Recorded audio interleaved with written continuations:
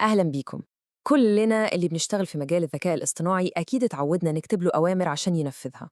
بس تخيلوا معايا كده لو بدل ما ندي أمر واحد بسيط نقدر نبني فريق عمل كامل، جيش بحاله من ال AI agents، كل واحد فيهم متخصص في حاجة معينة وكلهم بيشتغلوا مع بعض عشان يحققوا هدف كبير ومعقد. هو ده بالظبط عالم كرو AI اللي هنكتشفه سوا النهاردة. طيب خطتنا هتكون كالتالي. الأول هنتكلم عن فكرة إن الواحد يكون عنده الجيش ال AI الخاص بيه. بعدين هنفصص مع بعض يعني إيه أصلاً AI agent وإيه هي المكونات الأساسية بتاعته، ومن هناك هنشوف إزاي الفكرة دي بتتحول لتنفيذ حقيقي على أرض الواقع. وفي الآخر خالص هقول لكم إزاي أي حد فينا يقدر يبدأ رحلته ويبني أول كرو ليه. تمام، خلونا ندخل في الموضوع على طول. شوفوا، الفكرة كلها إننا بنعمل نقلة نوعية. بدل ما نفضل ندي أوامر فردية ل LLM واحد، لا، إحنا دلوقتي بنتكلم عن بناء فرق عمل كاملة ومستقلة. وهنا بتيجي قوة كرو AI اللي بيخلينا نقدر ننظم مجموعة الagents المتخصصين دول ونخليهم يشتغلوا كفريق واحد.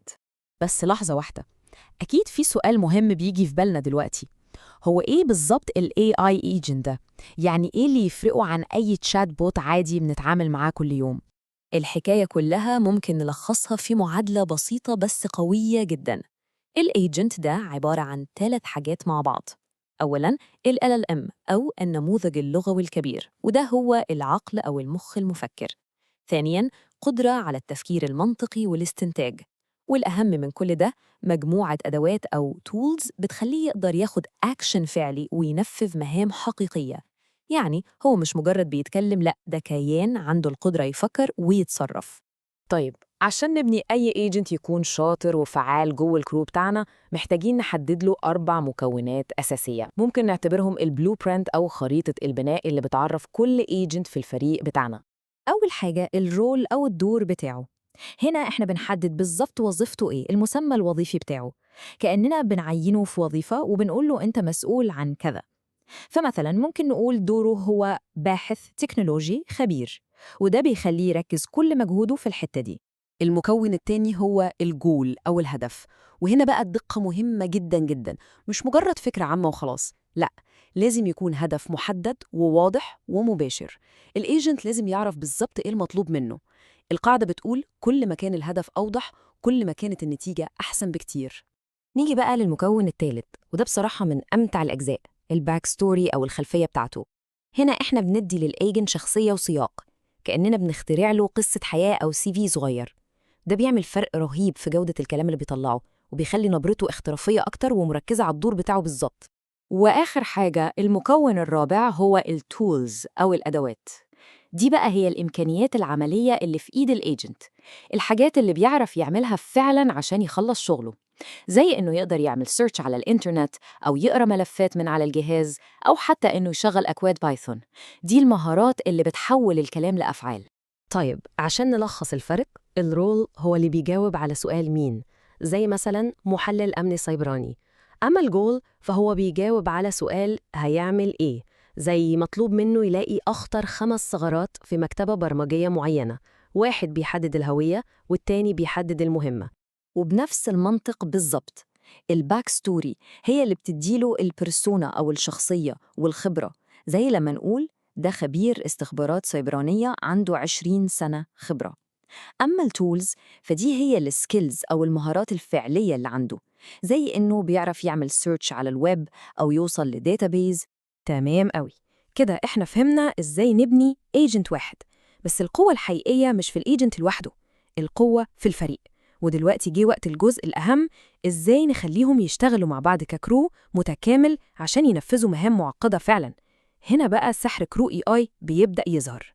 واحدة من أشهر طرق التعاون بينهم هي العملية المتسلسلة أو sequential process. والموضوع بسيط جدا، تخيلوه زي خط إنتاج. الإيجنت الأول بيخلص مهمته، والمخرج أو الأوتبوت بتاعه بيتبعت أوتوماتيك للإيجنت التاني، والإيجنت التاني ياخد الشغل ده ويكمل عليه، وهكذا كل واحد بيسلم للتاني.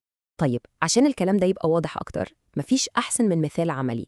تعالوا نتخيل إننا هنبني كرو صغير مكون من 2 ايجنتس بس، ومهمتهم بسيطة: يعملوا بوست احترافي على لينكدين عن آخر أخبار الذكاء الاصطناعي. الايجنت الأول في فريقنا هيكون هو الريسيرشر أو الباحث. دوره واضح وصريح، باحث، وهدفه محدد جدا: يلاقي أحدث وأهم أخبار ال AI لسنة 2024. تمام.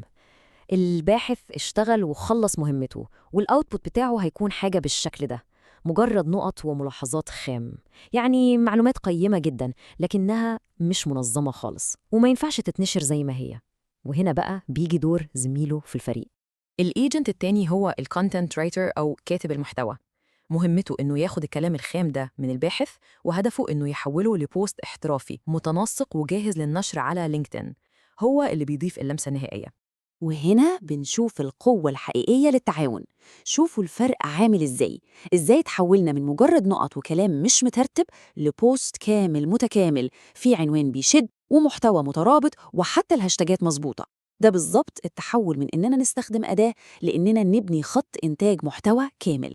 طيب، بعد ما شفنا المثال العملي ده والقوة بتاعته، أكيد السؤال اللي جاي على بال الكل دلوقتي هو إزاي بقى كل واحد فينا يقدر يبدأ ويبني ال AI crew بتاعه؟ الموضوع لأي مطور بسيط ومنطقي جدا. الخطوات واضحة. أول حاجة بتعمل انستول للمكتبة، بعد كده بتعرف الايجنتس بتوعك وبتديهم المكونات الأربعة اللي اتكلمنا عنها، الرول والجول وهكذا. بعدها بتحدد المهام بتاعت كل واحد، وفي الآخر بتجمع الكرو ده وتدوس كيك اوف عشان تبدأ الشغل. الموضوع بسيط ومباشر فعلا. وفي الآخر أحب أسيبكم مع سؤال مهم للتفكير. إيه هو أول فريق من ال AI agents ممكن تفكروا تبنوه؟ إيه المشكلة الكبيرة أو الفكرة المعقدة اللي ممكن تتحل بفريق زي ده؟